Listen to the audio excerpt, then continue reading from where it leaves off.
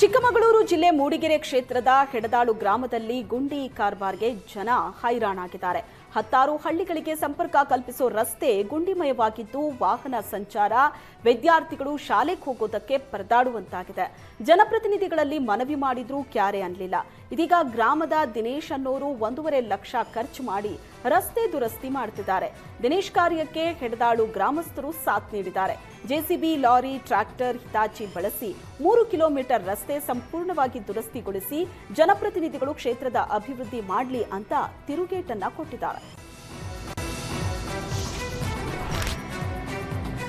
ಶೀತಗಾಳಿಯಿಂದ ಮಣ್ಣಿನಲ್ಲಿ ಗಡಸುತನ ಹೆಚ್ಚಾಗಿದೆ. ಹೀಗಾಗಿ ಭದ್ರಾ ಡ್ಯಾಂನಿಂದ ನಾಲೆಯಲ್ಲಿ ನೀರು ಹರಿಸಲು ರೈತರು ಒತ್ತಾಯಿಸಿದ್ದಾರೆ. ಭೂಮಿಯ ಗಡಸುತನ ತಡೆಯೋದಕ್ಕೆ ಮತ್ತು ತೋಟಗಾರಿಕಾ ಬೆಳೆಗಳ ರಕ್ಷಣೆಗೆ ನೀರು ಬೇಕಾಗಿದೆ.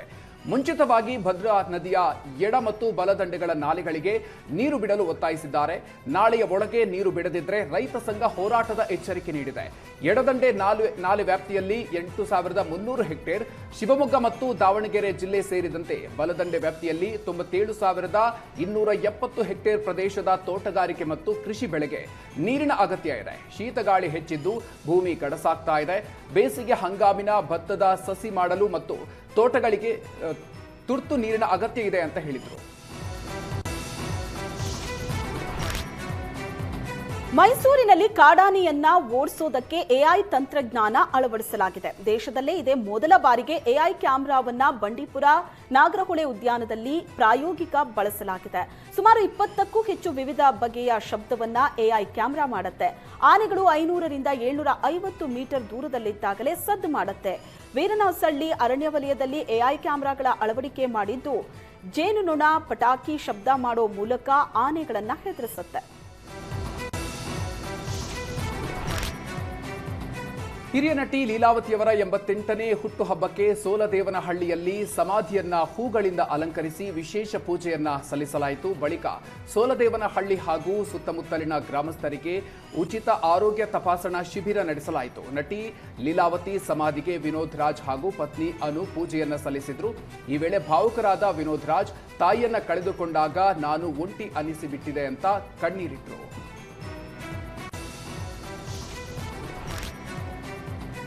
ಸೈಬರ್ ವಂಚಕರ ಹಾವಳಿಗೆ ಜನರು ಸುಸ್ತಾಗಿದ್ದಾರೆ.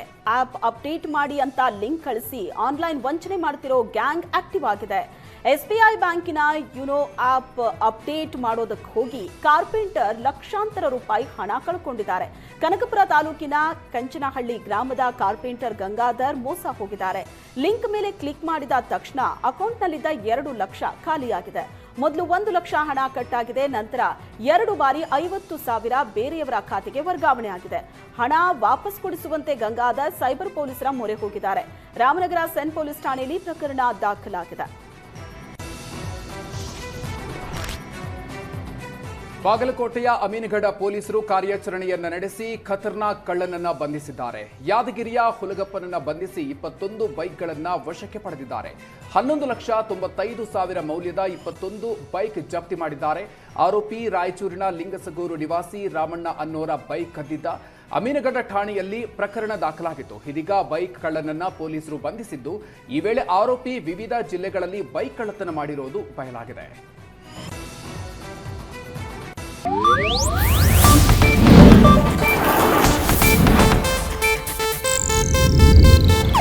ಇದು ಏಷ್ಯಾನೆಟ್ ನ್ಯೂಸ್ ನೆಟ್ವರ್ಕ್ ಪ್ರಸ್ತುತಿ.